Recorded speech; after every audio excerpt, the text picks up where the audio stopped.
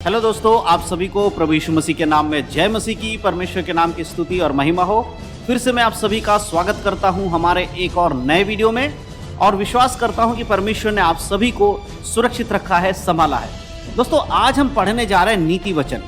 परमेश्वर के बाइबल में यानी कि परमेश्वर के वचन में नीति वचन नाम की जो पुस्तक है, उसको अगर हम पढ़ते हैं तो वहाँ पर हम बहुत सारी ऐसी बातों को पाते हैं जो कि हमारे आत्मिक जीवन जीने में मदद करती है। यानी कि एक पवित्र जीवन जीने के लिए किन किन बातों का ध्यान रखना है, किन किन चीज़ों से हमें दूर रहना है, कैसे हम परमेश्वर की आज्ञा पर चल सकते हैं, किस प्रकार से अपने जीवन को पवित्रता में चला सकते हैं, ये सारी बातें नीति वचन में लिखी हुई हैं। यदि आप रोजाना नीति वचन को पढ़ेंगे तो आप देखेंगे कि धीरे धीरे आपके जीवन से पाप निकलता चला जाएगा और आप परमेश्वर के वचन में बढ़ते चले जाएंगे। इसीलिए जरूरी है कि हर एक व्यक्ति नीति वचन को पढ़े। अगर आपने अभी तक नीति वचन नहीं पढ़ा है तो मैं आपसे ये कहना चाहता हूँ कि आप लोग जरूर अपने जब बाइबल पढ़ते हैं नीति वचन को भी जरूर पढ़ें, क्योंकि उसमें ऐसी ऐसी बातें लिखी हुई हैं जिन्हें सुनने के बाद, पढ़ने के बाद आपके आत्मिक जीवन में जरूर बदलाव होगा।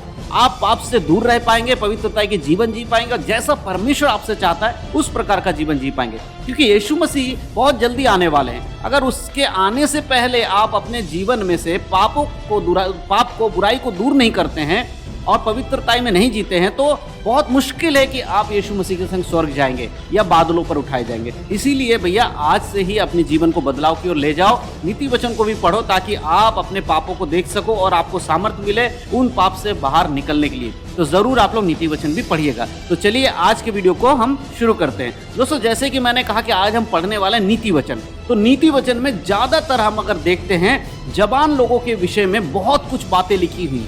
परमेश्वर जवानों के विषय में बहुत कुछ लिखता है नीति वचन में कि किस प्रकार का जीवन जीना चाहिए, कैसे चलना चाहिए, क्या उनके जीवन में होना चाहिए। तो आज हम पढ़ेंगे नीति वचन उसका अध्याय 3 और उसके कुछ आयतों को हम पढ़कर देखेंगे प्रभु आज हम सभी से क्या बातें करते हैं। नीति वचन अध्याय 3 में जब हम पढ़ते हैं, वहां पर लिखा गया है युवाओं के लिए जो सलाह दी गई है परमेश्वर की ओर से। युवाओं को सलाह, परमेश्वर क्या चाहता है नौजवान भाई बहनों से, जो कलीसिया में नौजवान भाई बहन हैं, जो प्रभु यीशु पर विश्वास करने वाले नौजवान भाई बहन हैं, उनसे परमेश्वर क्या कहना चाहते हैं वो आज हम पढ़ने वाले हैं। तो यहाँ पहली आयत में लिखा है, हे मेरे पुत्र, मेरी शिक्षा को ना भूलना, अपने हृदय में मेरी आज्ञाओं को रखना। परमेश्वर कहता है कि मेरी शिक्षाओं को ना भूले। याद रखिए भाई बहनों, जो आप नौजवान हैं, प्रभु आज आपसे कहता है परमेश्वर की शिक्षा को नहीं भूलना है, पवित्र जीवन जीना है, व्यभिचार से दूर रहना है, हत्या नहीं करनी है, झूठ नहीं बोलना है। ऐसे जितनी परमेश्वर की आज्ञाएं हैं, जो परमेश्वर की शिक्षा है, यीशु मसीह की शिक्षा है, उनको नहीं भूलना है, अपने जीवन से अलग नहीं करना है, यहाँ की अपने हृदय में रखना है। आपको उसको अपने हृदय में रखिए। जब भी आप परमेश्वर के वचन को पढ़ते हैं, गहराई से पढ़िए, प्रार्थना के साथ पढ़िए, क्योंकि शैतान नौजवान भाई बहनों को ज़्यादा अटैक करता है, उनको ज़्यादा पाप में गिराने की कोशिश करता है, व्यभिचार डालकर उनके जीवन में पाप में गिराने की कोशिश करता है। यदि आप एक नौजवान हैं तो ये वचन आज आप परमेश्वर आपसे कह रहा है कि अपने जीवन में से मेरी शिक्षा को दूर ना कर, पवित्रता का जीवन जी। दूसरे आयत में कहता है, क्योंकि ऐसा करने से तेरी आयु बढ़ेगी। जी हाँ, प्रभु कह रहा है ऐसा करने से तेरी आयु बढ़ेगी और तू अधिक कुशल से रहेगा। जी हाँ, तू अधिक कुशल से रहेगा। परमेश्वर कहता मैं तेरी आयु बढ़ाऊंगा, इस पृथ्वी पर रहते हुए भी तेरी आयु बढ़ेगी और अनंत काल का जीवन, जहाँ अनादि काल तक का कभी मरोगे नहीं, कभी आपका नाश नहीं होगा, वहाँ स्वर्ग में भी आपको जीवन मिलेगा, जीवन का मुकुट मिलेगा, जीवन के पेड़ से आप खा पाओगे, फल खा पाओगे। उस काल के लिए भी परमेश्वर आपसे कहता है अगर तू मेरी शिक्षाओं पे चलेगा, मेरी शिक्षाओं को मानेगा, तो स्वर्ग में भी तेरे लिए प्रतिफल है। मेरे प्रिय भाई बहनों, जितने भी मसीह भाई बहन हैं, चाहे वो जवान हो, बूढ़े हो, बच्चे हो, सभी के लिए वचन है, लेकिन खासकर जवानों को परमेश्वर संबोधित करते हैं, बोल रहा है अपने जीवन में से मेरी शिक्षाओं को दूर ना करना। 3 आयत कहता है, कृपा और सच्चाई तुझसे अलग ना होने पाए। परमेश्वर कह रहा है कृपा और सच्चाई तुझसे अलग ना होने पाए, वरन उनको अपने गले का हार बनाना और अपनी हृदय रूपी पट्टी पर लिखना। कृपा और भलाई। आजकल बहुत सारे भाई बहन जो जवान हैं दया करना नहीं चाहते, किसी को देखकर दया नहीं आती है। देखिए मॉडर्न जमाना है ना, आज के समय में मॉडर्न जमाना, टेक्नोलॉजी का जमाना है, ये बोलकर अपने आप को दुनिया से अलग मत करिए। ये सब कुछ परमेश्वर ने हर किसी के लिए दिया है, सिर्फ नौजवान भाई बहनों के लिए मॉडर्न नहीं है, सब कुछ सभी के लिए है। लेकिन अगर आप एक मसीह में जीने वाले व्यक्ति हैं, आप एक मसीही नौजवान भाई बहन हैं, तो प्रभु आपसे कह रहा है कि तू सच्चाई को अपने जीवन से अलग होने नहीं देना। कृपा और सच्चाई तेरे मन में, तेरे हृदय में कृपा होनी चाहिए। जो दर्द में है उनके लिए प्रार्थना करने वाला व्यक्ति बन, उनके लिए दया करने वाला व्यक्ति बन। किसी को देखकर मुंह मत फेर। अगर तुझ में क्षमता है किसी की मदद करने की, अगर तेरे पास कोई आके मदद मांगता है और तेरे पास उतनी ताकत है कि उसकी मदद कर सके, तो जरूर कर। परमेश्वर कहता है जरूर करे। कृपा आपके अंदर होनी चाहिए, सच्चाई आपके अंदर होनी चाहिए। ऐसा कर कि उसे अपने गले का हार बना ले, अपने जीवन में उसको लागू कर ले। ये परमेश्वर चाहता है। अगर आप किसी की मदद कर सकते, किसी गरीब की मदद कर सकते, किसी दुखिहारे की मदद कर सकते, किसी विधवा की मदद कर सकते हैं, किसी अनाथ की मदद कर सकते हैं, तो जरूर करें। परमेश्वर आपसे यही आशा रखता है।